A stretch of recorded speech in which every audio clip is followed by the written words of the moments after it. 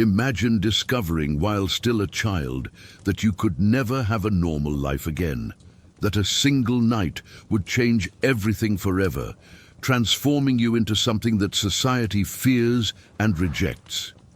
This is the story of Remus John Lupin, one of the most complex and tragic characters in the magical universe, a man marked by the curse of lycanthropy, but who chose to be defined by kindness, loyalty, and courage. Today, we will dive into the complete life of this extraordinary wizard, from his shattered childhood to his final sacrifice in the Battle of Hogwarts. Prepare to learn the true story of the last Marauder. Before we begin, if you're enjoying this content and want more deep stories about the magical universe, don't forget to subscribe to the channel and turn on notifications. And leave in the comments, from which city are you watching this video?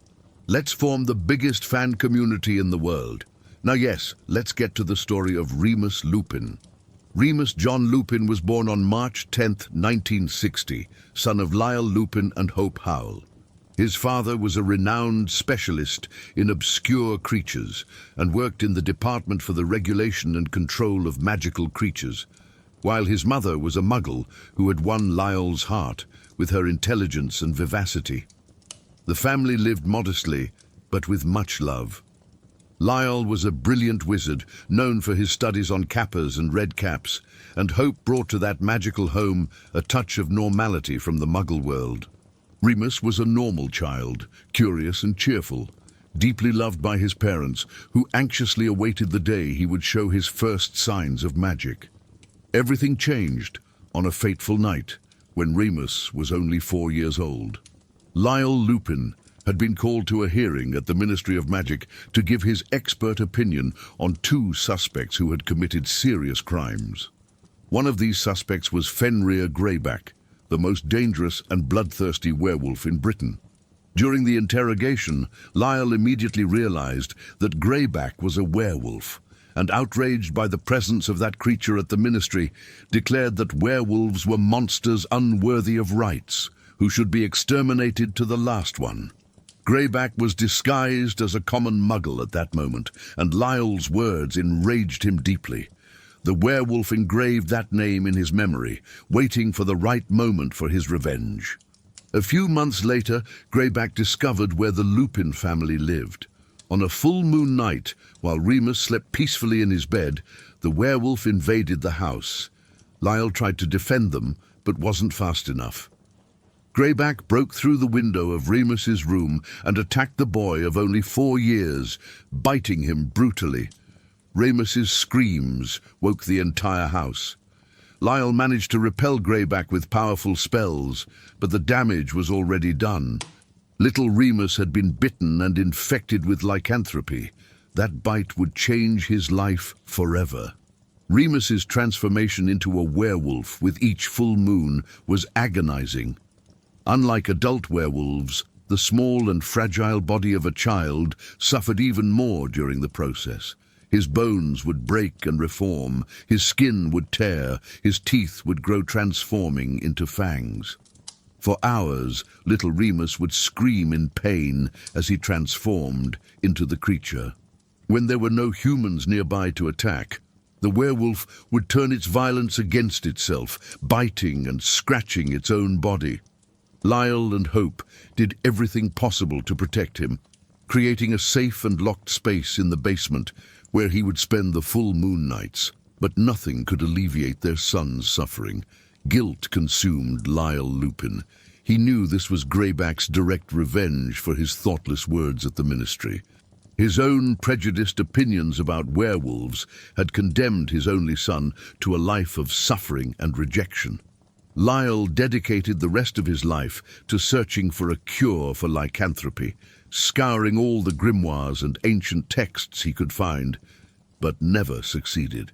Hope, in turn, remained strong for Remus, ensuring he knew he was still loved, that he was still her son, regardless of the curse he carried. She would sing to him through the locked door during transformations, trying to bring some comfort to that indescribable suffering. As Remus grew, his parents carefully hid his condition from the world. In the magical community, werewolves were treated as pariahs, dangerous monsters without rights or legal protection. There was a registry at the ministry where all known werewolves were catalogued, and this severely limited their opportunities for employment, housing, and participation in society. Many werewolves were forced to live in hiding in extreme poverty. Rejected by both worlds, magical and muggle, the Lupins knew that if Remus's condition were discovered, he would never have a normal life. They kept him isolated from other children, invented excuses for his monthly absences, and lived with the constant fear that someone would discover the secret. When Remus was approaching 11 years old, Lyle and Hope faced an anguishing decision. Soon the letter from Hogwarts would arrive, and they knew it would be impossible for Remus to attend school. How would he explain his monthly disappearances? How could he transform safely inside the castle, surrounded by hundreds of students? Werewolves were forbidden from attending Hogwarts precisely because of the risks they represented.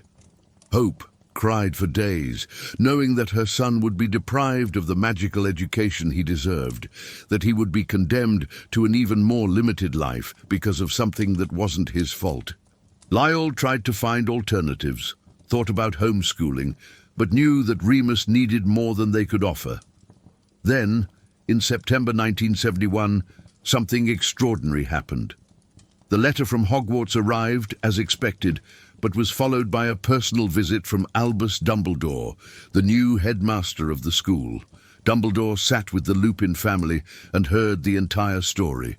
He examined Remus gently, talked with the boy about his interests and dreams, and then did something no headmaster of Hogwarts had done before.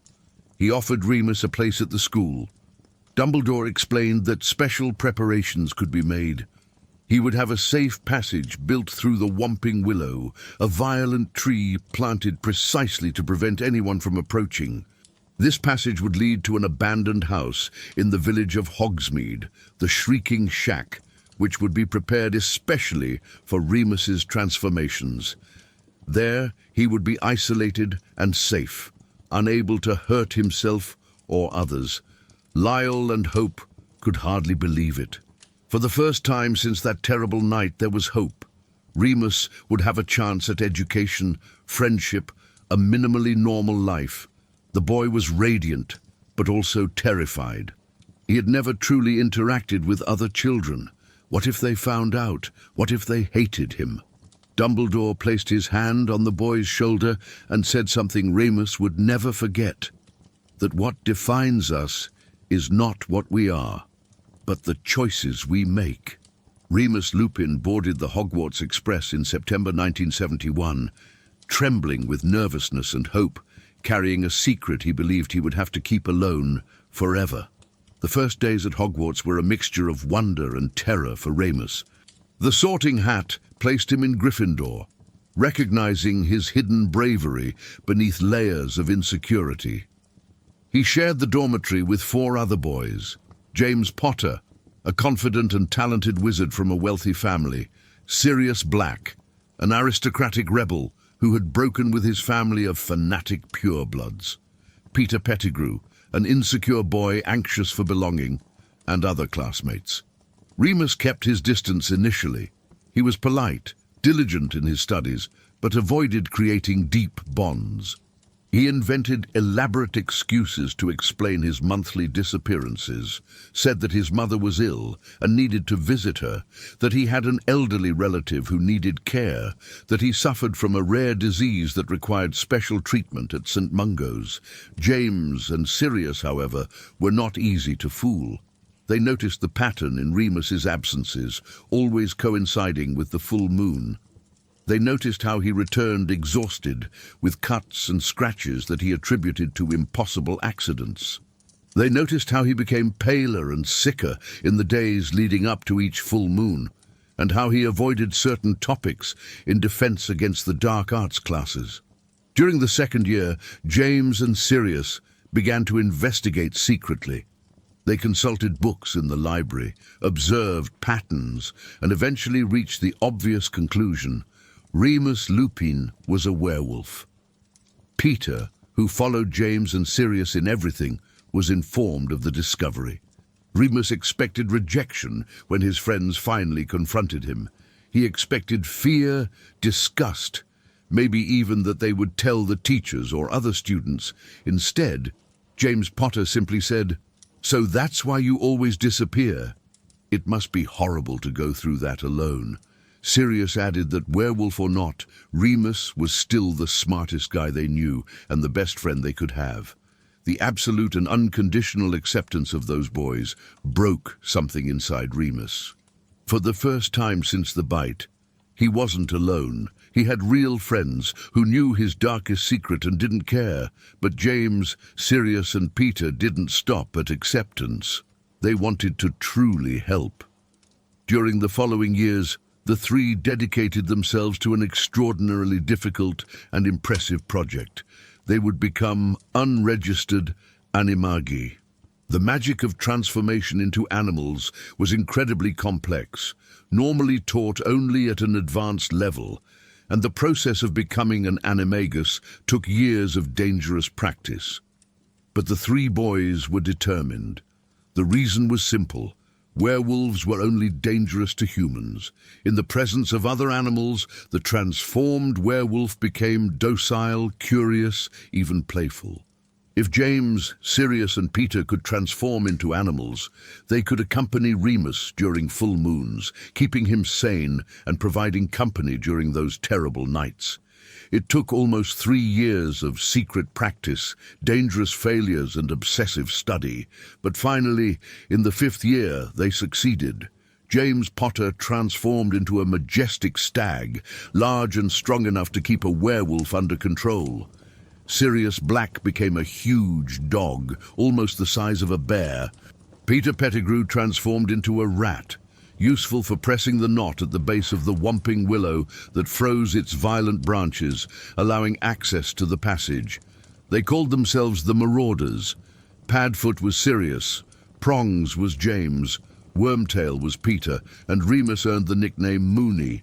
Together they not only accompanied Remus to the Shrieking Shack, but explored the grounds of Hogwarts and even ventured into Hogsmeade during full moon nights, protected by their animal forms. Those were the happiest years of Remus Lupin's life. The transformations were still painful, but they were no longer solitary. He would wake after each full moon with hazy memories of running through the grounds with his friends, of playing, of freedom. The Marauders created the Marauders map, an extraordinary magical map that showed the entire Hogwarts castle, including secret passages and the exact location of each person inside it. It was a piece of complex magic that demonstrated the impressive talent of the four. Remus finally felt he belonged somewhere. He wasn't just the werewolf boy who had to be tolerated, he was part of something bigger, a true brotherhood. During the school years, Remus excelled academically. He was brilliant, especially in defense against the dark arts, where his practical knowledge of dark creatures gave him an advantage. He became a prefect in the 5th year, to the surprise of the Marauders, who were known for constantly breaking rules. Remus took his responsibilities seriously, but admitted that he frequently turned a blind eye to his friends' pranks, unable to truly punish them. He also developed a subtlety and maturity that the other Marauders didn't have. James could be arrogant and a bully, especially with Severus Snape, a Slytherin student who hated them. Sirius was impulsive and sometimes cruel in his jokes. Peter was insecure and frequently hid behind the other two. Remus was the voice of reason, although he wasn't always heard. An incident during the 6th year almost ended in tragedy and left permanent scars on the Marauders' relationships. Severus Snape, who suspected Remus's secret and was obsessed with proving that something strange was happening, was constantly trying to discover where Remus went each full moon. Sirius, in a moment of cruel impulsiveness, told Snape how to access the passage under the Whomping Willow. If Snape had followed the instructions, he would have come face to face directly with Remus transformed into a werewolf and almost certainly would have been killed. James Potter, realizing what Sirius had done, ran to stop Snape at the last second, saving his life but also partially revealing Remus's secret. Dumbledore intervened, forcing Snape to keep the secret under threat of expulsion, but the damage was done. Snape hated the Marauders even more, and Remus was devastated by the idea that he could have killed someone, even unintentionally. Beyond the adventures with the Marauders, Remus also experienced romances during his years at Hogwarts. He fell in love a few times, but always maintained emotional distance, convinced that it would be unfair to involve someone romantically with a werewolf. He believed he had no right to a future with someone, that his condition made him unsuitable for serious relationships. This deep insecurity, planted since he was 4 years old, would never completely abandon him. He watched James Potter fall madly in love with Lily Evans, a brilliant Muggle-born witch with a strong heart who initially rejected James for his arrogance, but eventually fell in love with him when James matured and showed his true character. In 1978, the Marauders graduated from Hogwarts.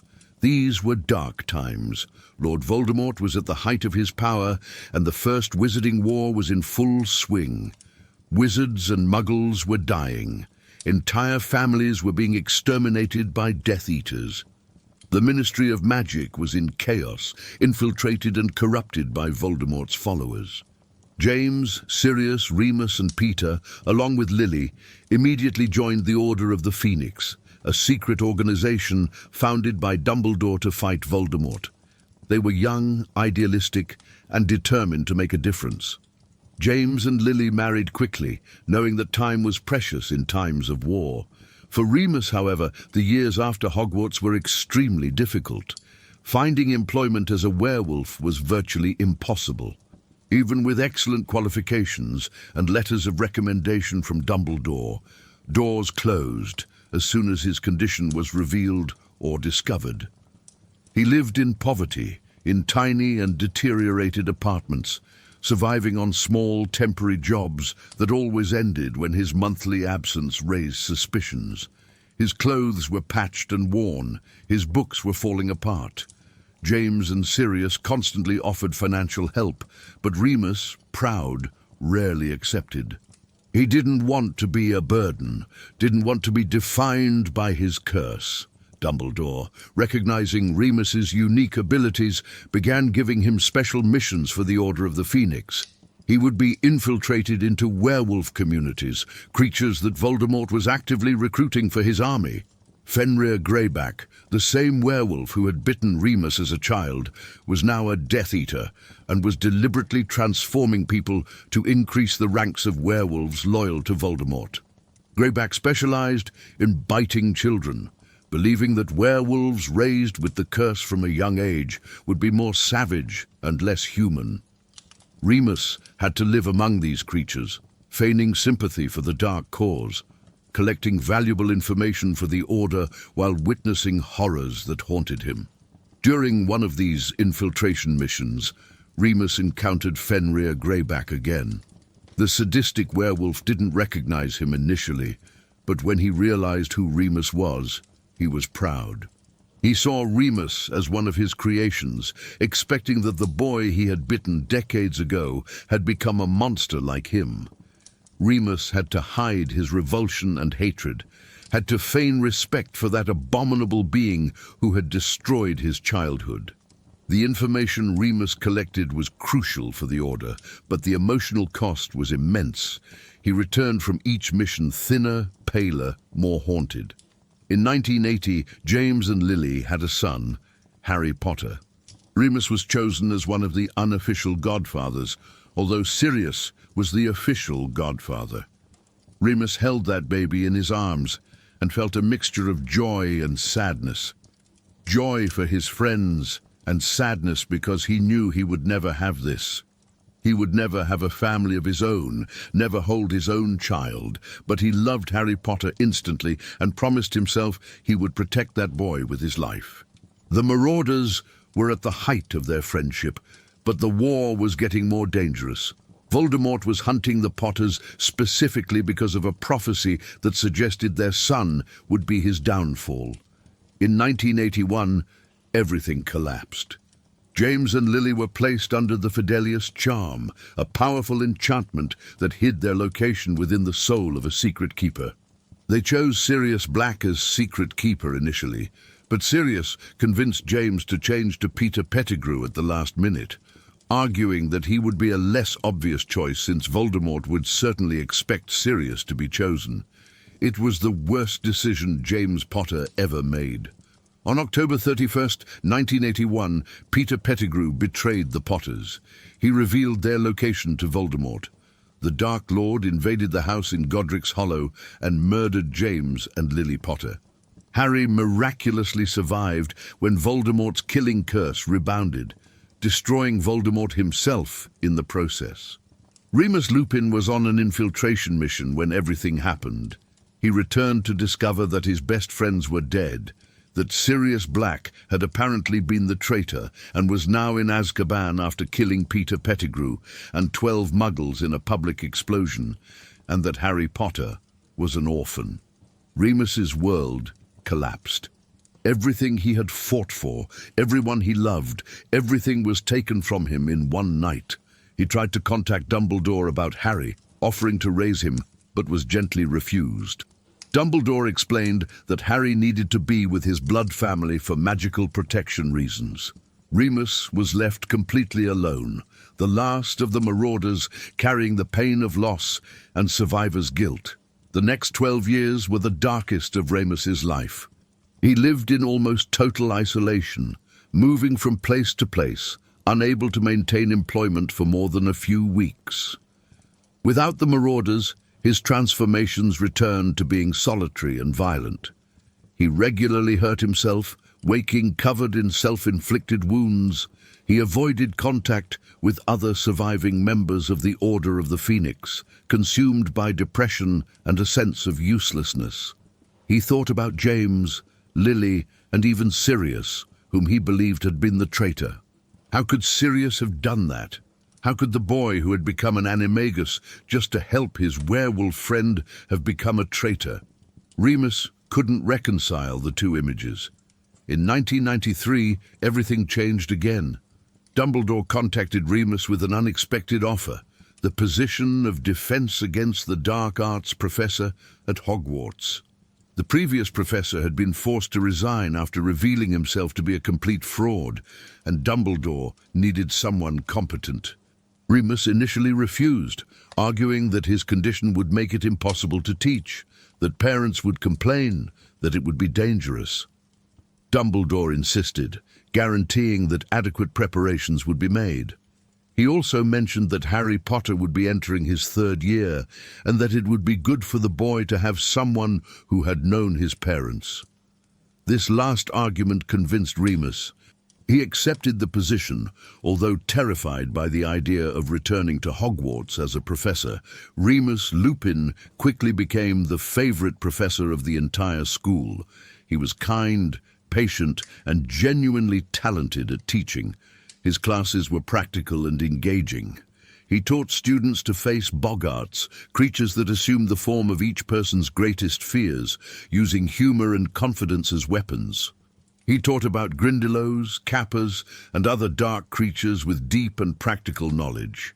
He treated all students with respect, including Neville Longbottom, an insecure boy whom other professors underestimated. For Harry Potter specifically, Remus became a paternal figure, a living connection to the parents he had never known. Remus told Harry stories about James and Lily, showed photographs, shared memories that Harry treasured. He taught Harry the Patronus charm, an incredibly advanced defensive magic that conjured a protective silver form powered by happy memories. The spell was particularly useful against Dementors, the terrible creatures that guarded Azkaban and were now patrolling Hogwarts under ministry orders. Harry had particular difficulty with Dementors because his worst memories, his parents' death, came to the surface in their presence. Remus worked patiently with Harry, and eventually the boy managed to conjure a full corporeal Patronus in the form of a stag, the same animal James Potter transformed into as an animagus. During that year, Remus tried to keep his secret hidden from the students, but it was difficult. Severus Snape, now potions master at Hogwarts and still deeply hating Remus for the events of adolescence, regularly prepared the Wolfsbane potion for Remus. This newly developed potion, incredibly complex and expensive, allowed a werewolf to maintain their human mind during transformation. Remus, transformed under the effect of Wolfsbane, was docile, conscious, although still physically a werewolf. He spent the full moons locked in his office, at peace for the first time in years. But Snape left subtle clues for the smarter students, hoping they would discover. The truth about Sirius Black also came to light that year. Sirius had escaped from Azkaban and was at Hogwarts, but not for malicious reasons. He was hunting Peter Pettigrew, who was alive and hidden as Ronald Weasley's pet rat for 12 years. The truth was that Peter Pettigrew had been the real traitor, and Sirius had never been a Death Eater. When Remus discovered all this in a dramatic confrontation in the Shrieking Shack, the same house where he had spent so many transformations, he was devastated and relieved simultaneously. Sirius was innocent. His friend was not a traitor, but this meant that Peter, the weakest boy of the Marauders, whom they had tried to protect, was the real monster. The reunion of the two surviving Marauders was emotionally charged. Remus and Sirius embraced, cried, and together tried to make Peter confess in front of Harry and his friends. But things got out of control. Remus had forgotten to take the Wolfsbane potion that specific night because of the chaos, and when the full moon appeared, he transformed. Sirius had to assume his dog form again to control the werewolf, and in the confusion, Peter escaped. Sirius was almost captured and subjected to the Dementor's kiss, but Harry and Hermione Granger used a time-turner to save him. Remus woke the next day, back in human form, horrified by what had happened and the danger he had represented. Remus's transformation in front of the students couldn't be hidden. Snape ensured the information spread. Parents complained furiously that a werewolf had been allowed at Hogwarts, that their children had been exposed to mortal danger. Remus didn't wait to be fired. He resigned the next day, packed his few possessions, and left the castle discreetly. Before leaving, he had one last conversation with Harry, returning the Marauders' map that Harry had acquired and explaining its history. Harry begged him to stay, but Remus knew it was impossible. He was also carrying immense guilt for having put students in danger, even inadvertently. He left Hogwarts with a broken heart again, but at least with the certainty that Sirius was innocent. The next years were more of the same for Remus. Poverty, isolation, temporary jobs. But there was a difference. He was now in regular contact with Sirius, who lived in hiding but free. The two communicated by letters and occasional secret meetings. They were all that remained of the Marauders, and they supported each other. Remus also kept informed about Harry through Dumbledore.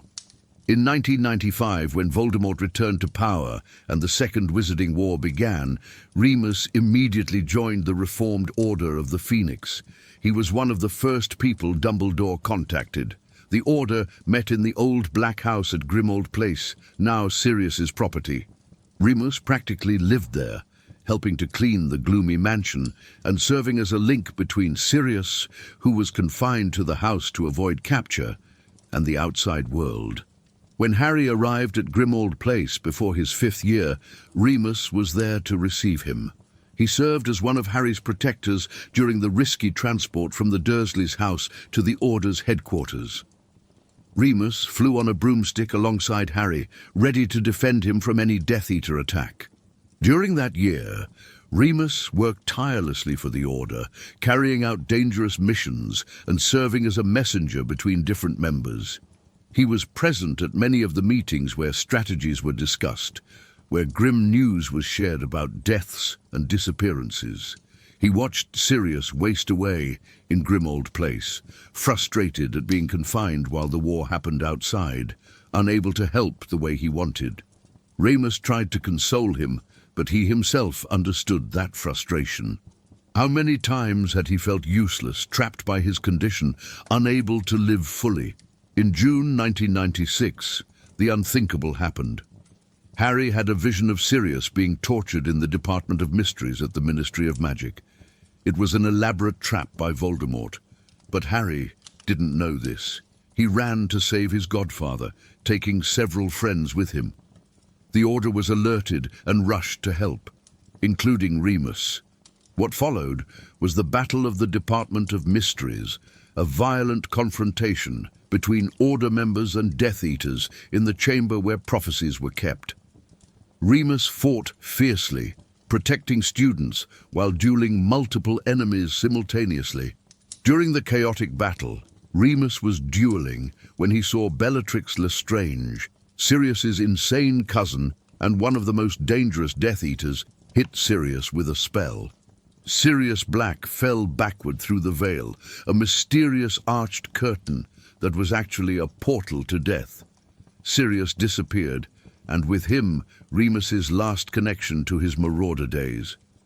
Remus saw Harry run toward the veil, screaming, and had to use all his strength to hold the boy, preventing him from jumping after Sirius.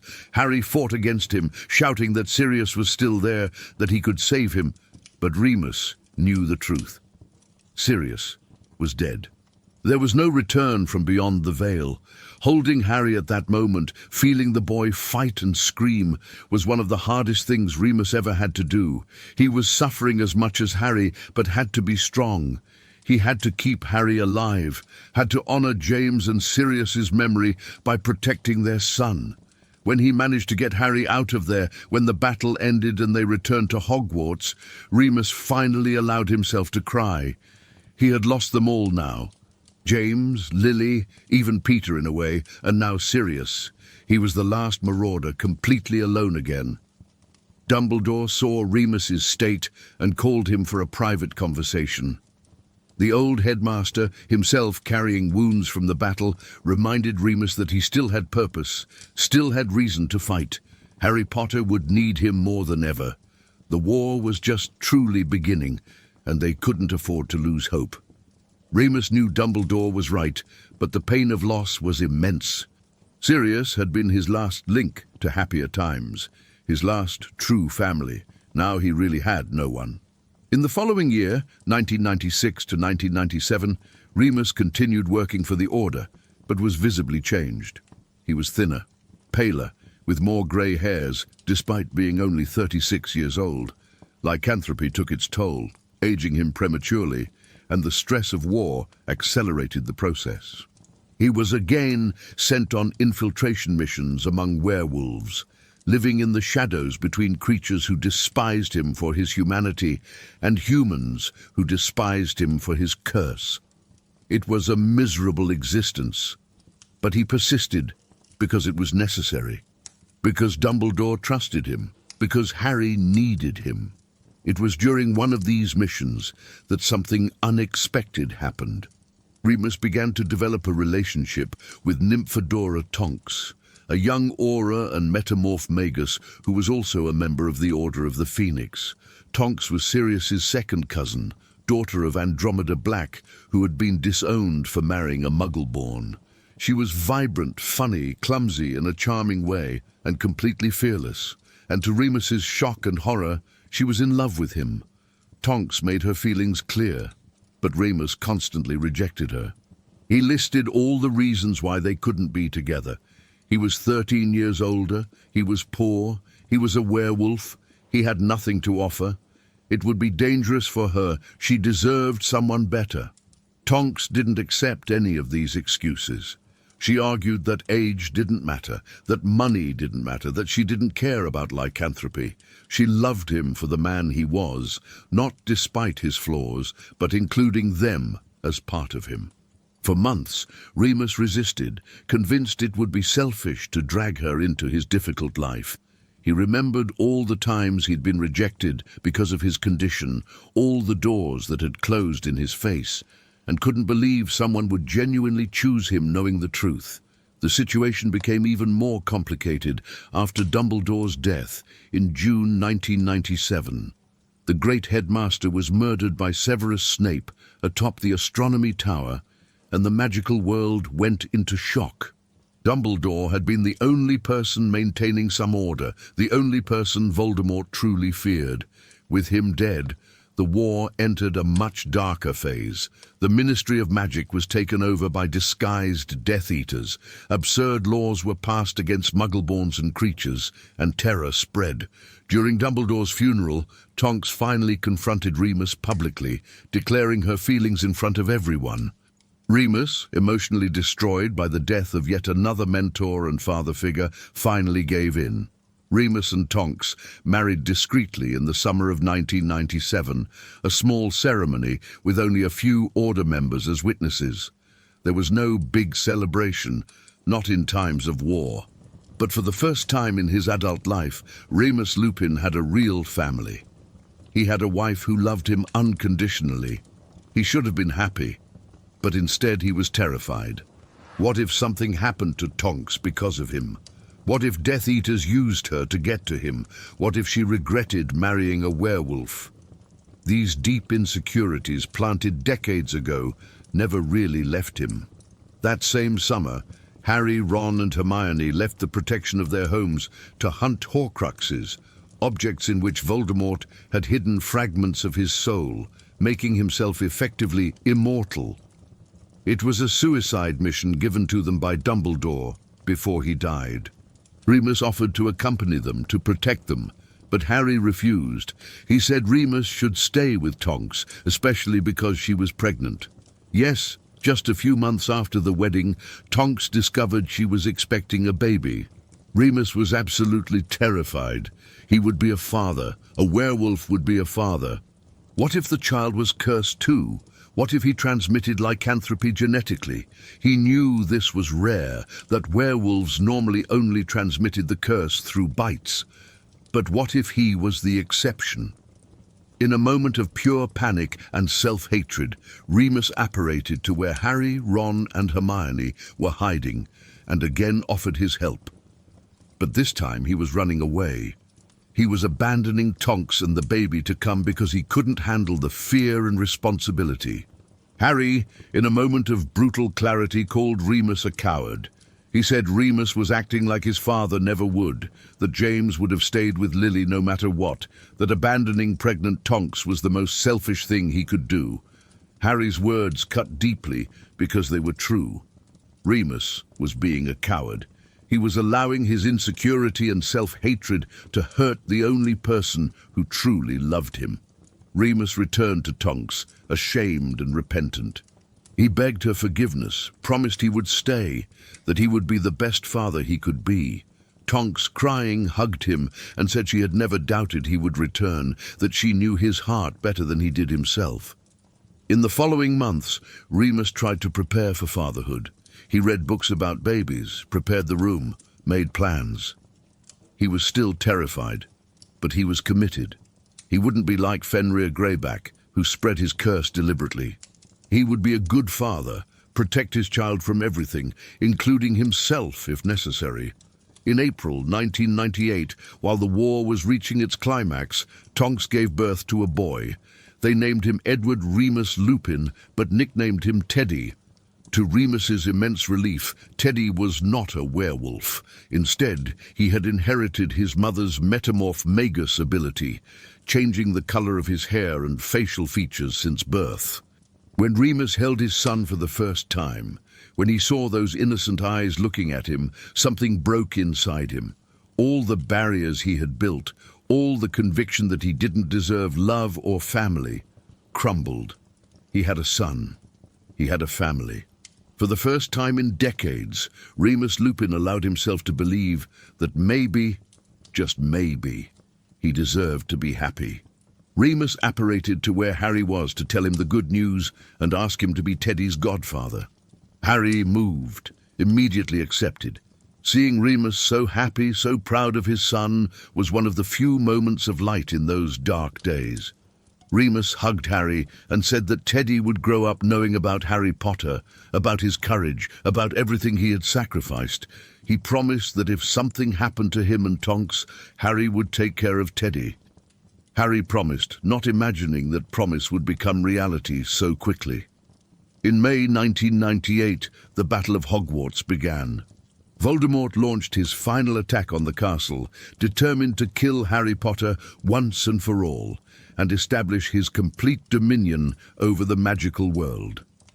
The Order of the Phoenix, professors, students, and wizards from all over Britain converged on Hogwarts to defend the school. Remus and Tonks were among the first to arrive, leaving Teddy, who was only a month old, with Tonks's grandmother. Tonks wanted to stay with the baby, but Remus argued they needed to fight for a future where Teddy could live in peace. If they didn't fight now, what world would remain for their son? The battle was chaotic and brutal. Hundreds of wizards dueled in the corridors and grounds of Hogwarts. Spells illuminated the night. Explosions shook the castle. Remus fought with the ferocity of a man defending his family. He dueled multiple Death Eaters, protected students, coordinated strategies with other Order members. He saw friends fall, saw parts of the castle he loved so much being destroyed, saw horrors that would haunt him if he survived to remember them. During the battle, he tried to stay close to Tonks, but amid the chaos, they were separated. Remus was dueling in the Great Hall when he was cornered by Antonin Dolohov, one of the most dangerous and skilled Death Eaters. Dolohov was known for his cruelty and for a particularly lethal non-verbal spell that produced purple flames. Remus fought bravely, using all his experience and skill, but Dolohov was a formidable adversary. After an intense duel, Dolohov managed to hit Remus with his lethal spell. Remus fell on the stone floor of the Great Hall, feeling his life escape. His last thoughts were of Tonks and Teddy. He hoped they would survive, that Teddy would grow up knowing his father had fought for a better world. Remus Lupin died at 38 years old, still young, but looking much older due to the hard life he had led. In another part of the castle, Tonks was dueling too when she heard that Remus had fallen. Desperate to reach him, she ran through the dangerous corridors, taking down any enemy in her path. But she never reached Remus. Bellatrix Lestrange, her own aunt and the witch who had killed Sirius, intercepted Tonks. The two engaged in a brief but fierce duel. Tonks was exhausted, emotionally destroyed by the news about Remus, and Bellatrix was rested and maddened by violence. Bellatrix hit Tonks with a killing curse, and the young Auror fell dead.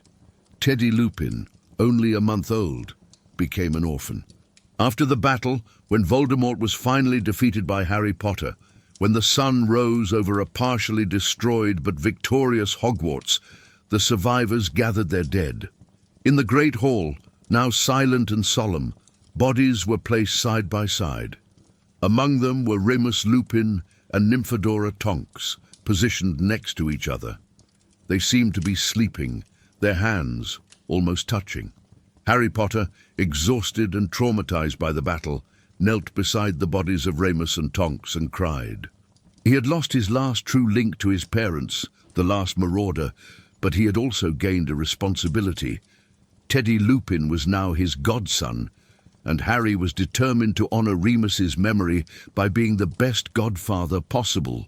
Remus and Tonks were buried with honors, recognized as heroes who gave their lives for the freedom of the magical world. After decades of being treated as a second-class citizen, of being rejected and marginalized for his condition, Remus Lupin finally received the recognition he always deserved. But this recognition came too late. He wasn't alive to see the new world his fight had helped create, a world where discriminatory laws against werewolves began to be revoked, where creatures began to receive basic rights, where people like him were no longer automatically considered monsters. Teddy Lupin grew up under the care of his grandmother Andromeda Tonks, but with Harry Potter as a constant and loving presence in his life. Harry told stories about Remus and Tonks, showed photographs, ensured Teddy knew how much his parents loved him and how much they had sacrificed. Teddy grew up knowing that his father had been one of the greatest defense against the dark arts professors Hogwarts ever had, that he had been loyal to death, that he had fought against prejudice and discrimination all his life, but had never allowed it to make him bitter. Teddy also grew up knowing about the Marauders, about that extraordinary brotherhood that had defined his father's youth. Harry occasionally visited the graves of Remus and Tonks, especially on anniversaries or significant dates. He took Teddy with him, and together they placed flowers and told stories. Harry married Ginny Weasley and had 3 children, and Teddy became like an older brother to them. Teddy frequently dined at the Potter's house, and Harry fulfilled his promise to care for the boy. When Teddy went to Hogwarts, he was sorted into Hufflepuff, different from his father, who had been Gryffindor, but he excelled in defense against the dark arts, just like Remus. The story of Remus Lupin is, in essence, the story of a man who was defined by circumstances beyond his control as a child, but who chose to be better than what the world expected of him. He could have become bitter, could have joined creatures like Fenrir Greyback, who embraced their monstrous nature. Instead, he chose kindness. He chose to educate young minds. He chose to fight on the side of light. He chose to love, even when he believed he didn't deserve to be loved. His life was marked by loss and suffering, but also by deep friendship, true love, and extraordinary courage. Remus never considered himself a hero. He always saw himself as someone cursed, someone lucky to be tolerated, someone who should be grateful for the crumbs of acceptance he received. But those who knew him knew the truth. Remus Lupin was one of the bravest wizards of his generation, not because he had no fear, but because he had much fear and chose to act anyway. He faced systemic prejudice all his life and still chose to be kind. He suffered unimaginable losses and still chose to love. He believed he didn't deserve happiness and still allowed himself to be happy in the brief moments he had. Remus's lycanthropy functioned as a powerful metaphor for any condition or characteristic that society uses to marginalize people. Remus represented all those who are judged for something beyond their control, who are defined by a single characteristic instead of their complete character, who struggle to be seen as complete humans deserving of dignity and respect. His journey of self-acceptance, of learning that he deserved love and family despite his curse, resonates deeply because many of us struggle with our own insecurities and feelings of not belonging. The Marauders also represented something important. They were an example of true friendship, the kind that isn't broken by difficult circumstances. James, Sirius, and Peter became illegal animagi, a dangerous process that took years, just so Remus wouldn't have to suffer alone. This level of dedication, of sacrifice purely out of love for a friend, is rare and precious. And although Peter eventually betrayed this ideal, James and Sirius remained loyal until their deaths. Their friendship shaped who Remus became, gave him the only truly happy years of his life, and proved he was worthy of love. Remus's relationship with Tonks was also significant. Tonks represented everything Remus thought he couldn't have: youth, vitality, unconditional love, a future. She chose him knowing all his flaws, all his problems, all the baggage he carried. And when Remus ran away, when his insecurity almost destroyed everything, it was Harry, a 17-year-old boy, who called him back to reason. This demonstrated how trauma and abuse, even emotional and social, can deeply damage a person's psyche, making them sabotage their own happiness. Remus needed to be reminded that he deserved good things. The death of Remus and Tonks in the Battle of Hogwarts was tragic, precisely because it happened when they finally had everything to live for. They had a son, they had love, they had a future ahead. But they chose to fight anyway because they understood that some things are more important than individual safety.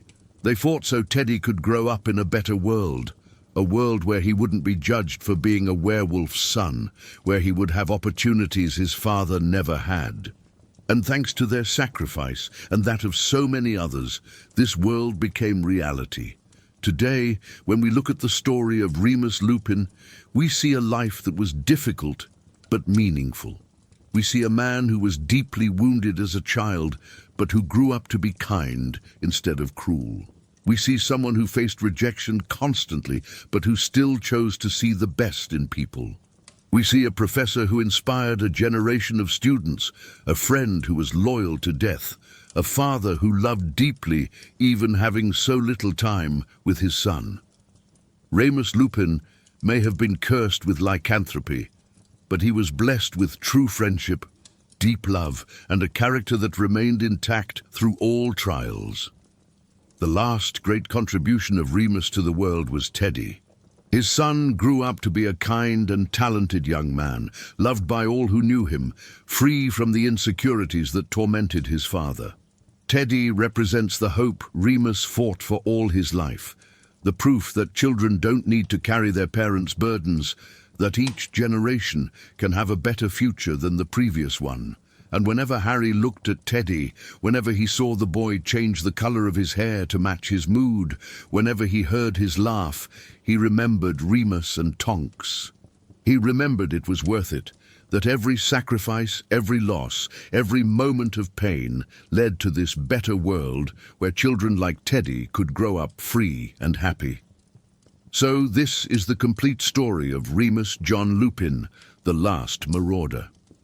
A man marked by tragedy since he was 4 years old, who could have become bitter but chose kindness. A brilliant professor who inspired students even having little time in the classroom. A loyal friend who never abandoned those he loved. A dedicated husband who overcame his insecurities to accept love. A proud father who gave his life so his son could have a better future. Remus never asked to be a hero, never considered himself one, but he was exactly that.